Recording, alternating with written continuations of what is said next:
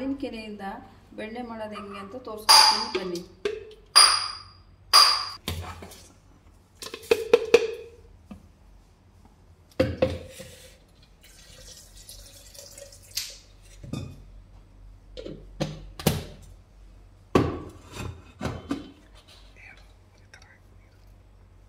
ನೋಡಿ ಈ ಥರ ಮಿಕ್ಸಿ ಮಾಡಬೇಕು.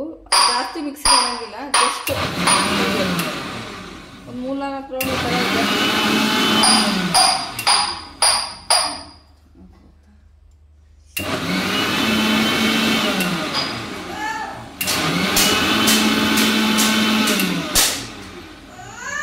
ಥರ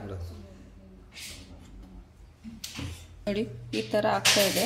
ಇನ್ನೂ ಸ್ವಲ್ಪ ಇನ್ನೊಂದು 3-4 ಸರಿ ಹಿಂಗೆ ಗಾಳಿ ತಿರುಗಿಸ್ಬೇಕು, ಒಂದು 2-3 ಸರಿ.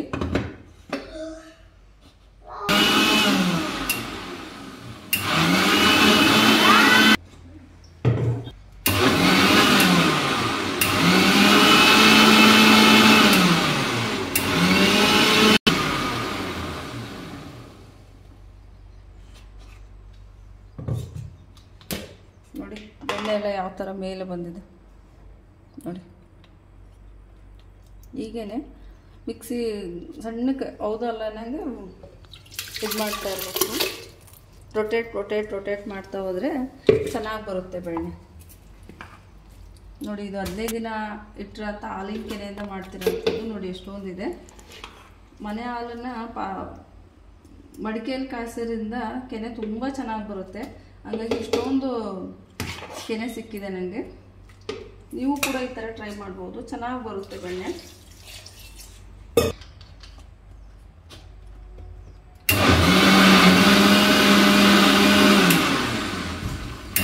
ಸ್ವಲ್ಪ ಈ ಥರ ಹಾಕಬೇಕು.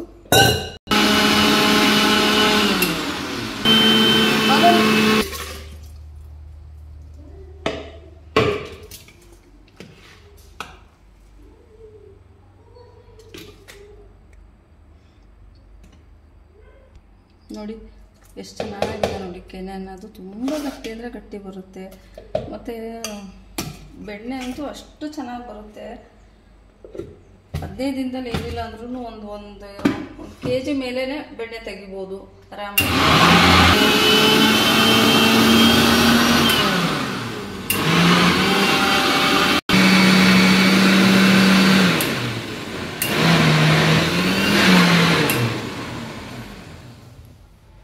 ಹಿಂಗೆ ಮಿಕ್ಸಿ ಮಾಡ್ತಾ ಎಲ್ಲದನ್ನೂ ಒಂದು ಈ ಥರ ಪಾತ್ರೆ, ನಿಮ್ಮ ಮನೇಲಿ ಪಾತ್ರೆನಲ್ಲೋ ಅಥವಾ ಈ ಥರ ನಾವು ಮಡಿಕೆನೆಲ್ಲ ಹಾಕ್ತಾಯಿದ್ದೀನಿ. ನೀವು ಯಾವುದ್ರಲ್ಲಾದರೂ ಒಂದರಲ್ಲಿ ಈ ಥರ ಹಾಕಿಡಬೇಕು. ಒಂದು ಅರ್ಧ ಗಂಟೆ ತನಕ ಈ ಥರ ಹಾಕಿಟ್ರೆ ಪೂರ್ತಿ ಬೆಣ್ಣೆ ಎಲ್ಲ ಒಂದು ಕಡೆ ಸ್ಟೋರೇಜ್ ಆಗುತ್ತೆ.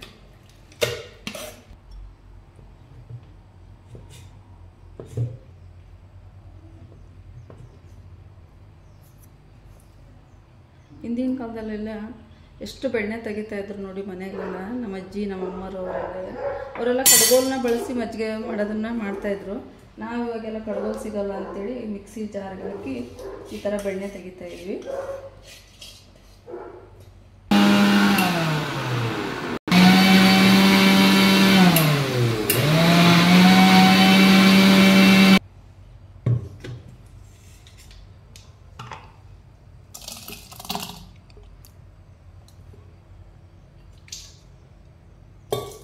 ಬಳಸ್ತಾ ಇದ್ದೀನಿ ಅಂದರೆ ಇದರಲ್ಲಿ ಸ್ಟೋರೇಜನ್ನು 2-3 ದಿನ ಇಟ್ಟರೂ ಏನು ತೊಂದರೆ ಇಲ್ಲ. ಅದು ನಿಧಾನಕ್ಕೆ ತಕ್ಕೊಂಡು ಆಮೇಲೆ ಬೆಣ್ಣೆ ಮಾಡ್ಕೋಬೋದು. ಹಂಗಾಗಿ ನಾನು ಇದರಲ್ಲಿ ಹಾಳಾಗಲ್ಲ ಅಂಥೇಳಿ ಮಣ್ಣಿನ ಮಡಿಕೆನ ಬಳಸ್ತಾ ಇದ್ದೀನಿ. ಚೆನ್ನಾಗಿರುತ್ತೆ. 2-3 ದಿನ ಇಟ್ಟರೂ ಏನು ಪ್ರಾಬ್ಲಮ್ ಇಲ್ಲ. ಮತ್ತು ಮಜ್ಜಿಗೆನೂ ಸ್ಮೆಲ್ ಬರೋಲ್ಲ ಇದರಲ್ಲಿಟ್ಟರೆ. ಚೆನ್ನಾಗಿರುತ್ತೆ ಅಂಥೇಳಿ ಈ ಮಣ್ಣಿನ ಮಡಿಕೆನ ಯೂಸ್ ಮಾಡ್ತಾ ಇದ್ದೀನಿ. ಈ ವಿಡಿಯೋ ಇಷ್ಟ ಆದರೆ ಲೈಕ್ ಮಾಡಿ. Thank you. ಪ್ಲೀಸ್ ಸಬ್ಸ್ಕ್ರೈಬ್ ಮಾಡಿ, ಶೇರ್ ಮಾಡಿ ಫ್ರೆಂಡ್ಸ್ಗೆ.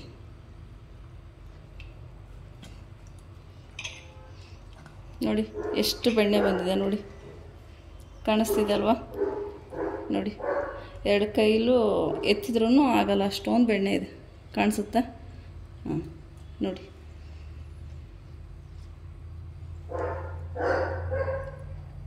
ನೀವು ಡೈಲಿ ಮನೇಲಿ ತಗೊಳ್ಳೋ ಹಾಲಿಂದನೇ ಇಷ್ಟೆಲ್ಲ ಪ್ಯೂರ್ ಬೆಣ್ಣೆ ಮಾಡ್ಕೊಂಡು ಮಕ್ಕಳಿಗೆಲ್ಲ ಚೆನ್ನಾಗಿರೋದು ತುಪ್ಪ ಕಾಯಿಸಿ ಕೊಡ್ಬೋದಲ್ವಾ? ಟ್ರೈ ಮಾಡಿ ನೀವು ಒಮ್ಮೆ ಈ ಥರ. ನೋಡಿ, ಹಾಲು 2 ದಿನ ಇಟ್ಟರೆ ಹಾಳಾಗುತ್ತೆ, ಮೊಸರು 2 ರಿಂದ 3 ದಿನ ಇಟ್ಟರೆ ಕೆಟ್ಟೋಗುತ್ತೆ. ಅದೇ ಬೆಣ್ಣೆ ನೋಡಿ ಎಷ್ಟು ದಿನ ಇಟ್ಟರೂ ಏನೂ ಆಗಲ್ಲ. ಆಮೇಲೆ ಬೆಣ್ಣೆಯಿಂದ ತುಪ್ಪ ಮಾಡಿದ್ರಂತೂ ತುಂಬ ದಿನ 6 ತಿಂಗಳುಗಟ್ಟಲೆ ಇಟ್ಕೊಂಡು ಯೂಸ್ ಮಾಡ್ಬೋದು. ಅವಾಗಿನ ಕಾಲದಾಗ ಶ್ರೀಕೃಷ್ಣ ಕೂಡ ಇದೇ ಬೆಣ್ಣೆನೇ ತಿಂತಾ ಇದ್ದಿದ್ದು. ಆ ಬೆಣ್ಣೆಗೆ ಎಷ್ಟು ಶ್ರೇಷ್ಠವಾದ ಒಂದು ಮಾಹಿತಿ ಇದೆ ಅಂತಂದರೆ ಆಗಿನ ಕಾಲದಲ್ಲೇ ಹೇಳಿದ್ದಾರೆ, ಬೆಣ್ಣೆ ತುಂಬ ಒಳ್ಳೇದು ಆರೋಗ್ಯಕ್ಕೆ ಅಂತೇಳಿ. ನೋಡಿ, ಮನೆಯಲ್ಲೇ ಮಾಡಿಕೊಡೋದ್ರಿಂದ ಮಕ್ಕಳಿಗೆ ತುಂಬ ಆರೋಗ್ಯಕ್ಕೆ ಒಳ್ಳೆಯದು, ಮತ್ತು ಹೆಲ್ತಿಯಾಗೂ ಇರ್ತಾರೆ ಮಕ್ಕಳು. ನಾವಂತೂ ಮನೇಲಿ ಯಾವಾಗಲೂ ಇದನ್ನೇ ಮಾಡೋದು. ನೀವು ಈ ಥರ ಮಾಡಿ.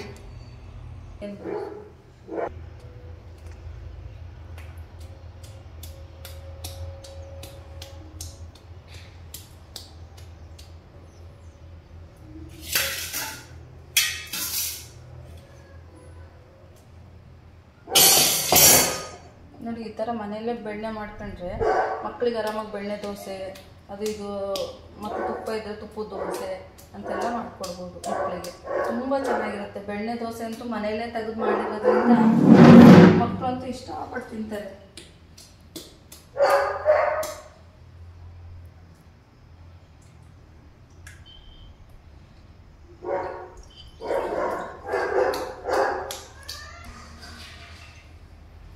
ನೋಡಿ, ಎಷ್ಟೊಂದು ಬಂದಿದೆ ನೋಡಿ ಬೆಣ್ಣೆ.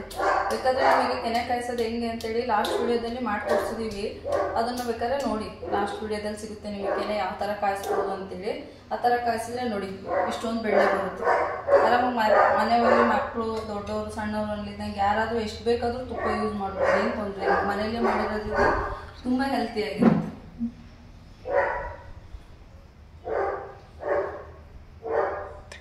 Thank you.